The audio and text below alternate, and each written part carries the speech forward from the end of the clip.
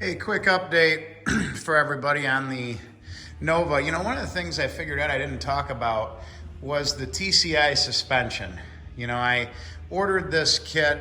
Well, I didn't order it. I bought it off somebody that did the old COVID thing and thought they were going to do a project, and they ordered it. And we all know how some of that goes with people, right? They turned into the backyard mechanics and the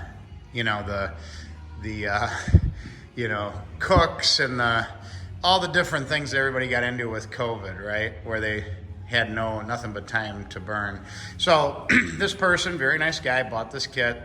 I think he was in over his head. So I bought it from him. I really didn't spec it for the car. I didn't order it from TCI and tell him all the details. I just kind of grabbed this guy's kit, had it trucked to my house, and it was all, starting to flash rust, and I had to have it powder coated and blasted and everything, but it all worked out. But there are a couple things that I want to make people aware of with this kit that, you could say that the kit does this because these cars weren't built dead on dimensionally. You could say that I didn't install it right. You could say whatever you want, but what I'm running into is I've got a couple fitment issues with this kit that I think people would want to be aware of. The first one is on the torque tube underneath, and we're going to be working on this morning.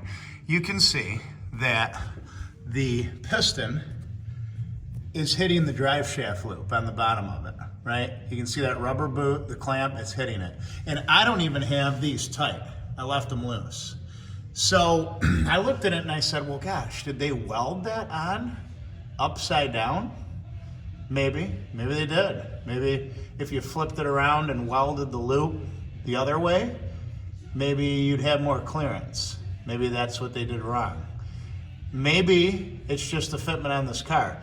Either way, we're gonna try some spacers in here, and we're gonna see if that gets us to where we need to be. I set the car down on the ground thinking, yeah, well, maybe the suspension will compress and it'll lift that rubber boot off of there. No, that didn't work.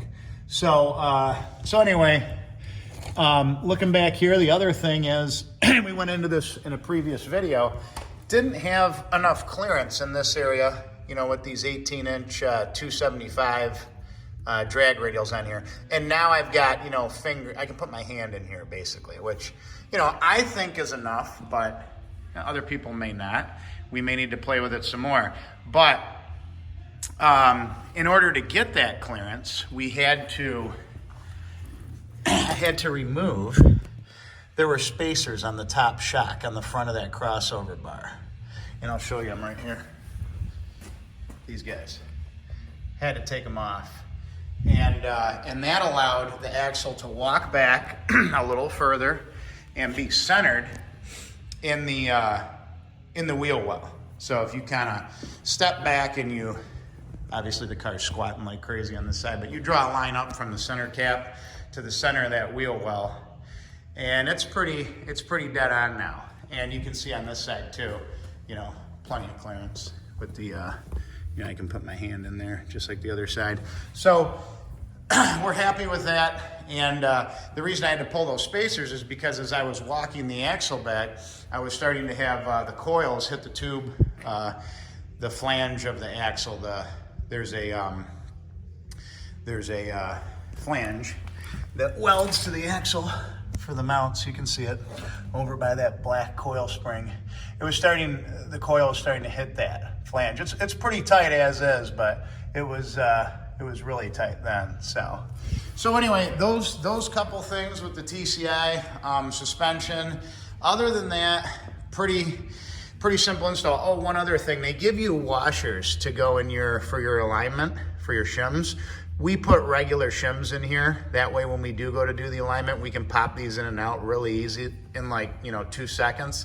If you got washers in there like they give you, you're gonna be pulling those bolts all the way out in order to adjust your angles on your caster camber, all that good stuff with your alignment. So we did change that. Other than that, powder coating is an absolute pain in the butt. When it's done, it's great. But if you got a good powder coater, it's going to keep the material off your threads. on anything that you got to put screws and nuts and bolts in.